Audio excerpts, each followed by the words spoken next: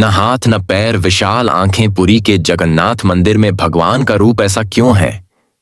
पुरी के जगन्नाथ मंदिर के भगवान जगन्नाथ, भगवान बलभद्र और देवी सुभद्रा का अनोखा रूप उनके दिव्य, गूढ़ और रहस्यमयी स्वभाव को दर्शाता है।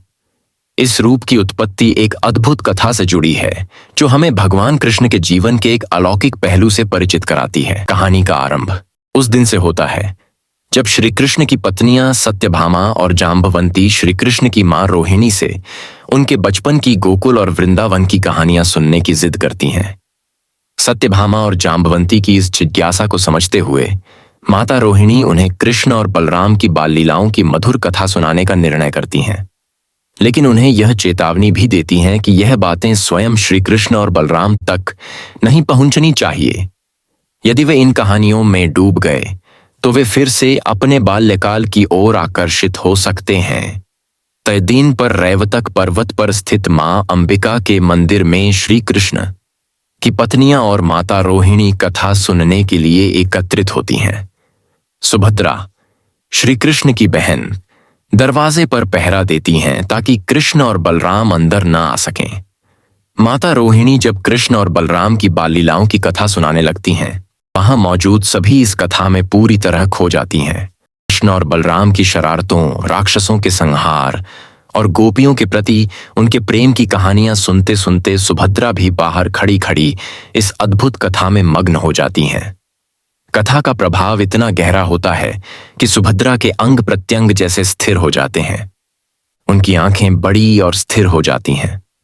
इसी बीच कृष्ण और बलराम भी वहां आ पहुंचते हैं और सुभद्रा को इस स्थिति में देखकर वे भी वहीं रुक जाते हैं।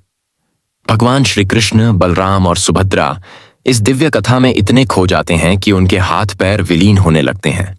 केवल उनकी विशाल आंखें बचती हैं। भीतर चल रही अलौकिक अनुभूतियों का प्रतीक है। यह रूप उनके आध्यात्मिक स्वरूप का परिचायक है, जो जगत के सभी बंधनों से मुक्त और निराकारता को दर्शाता है। तभी देवर्षि नारद वहां पहुंचते हैं और इस दिव्य रूप को देखकर प्रसन्न हो जाते हैं।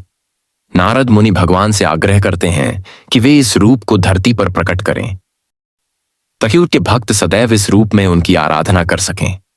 भगवान श्री कृष्ण इस वरदान को स्वीकार करते हुए कहते हैं कि वे कलयुग में नीलांचल पुरी में इसी रूप में प्रकट होंगे और लोग उन्हें जगन्नाथ के रूप में जानेंगे।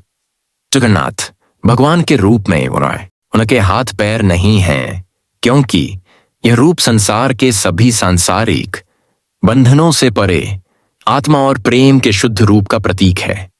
उनकी विशाल आंखें इस बात का प्रतीक हैं कि वे सृष्टि के हर कण को देख सकते हैं, हर भक्त की पुकार सुन सकते हैं और हर प्राणी के साथ उनके प्रेम का संबंध अटूट है।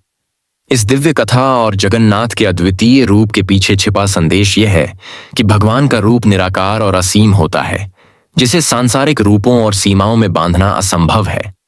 उनके इस रूप में प्रेम, भक्ति और मुक्ति का गहरा संदेश निहित है। आज भी जगन्नाथ पुरी के भक्तों को अद्भुत अनुभूति और शांति प्रदान करता है।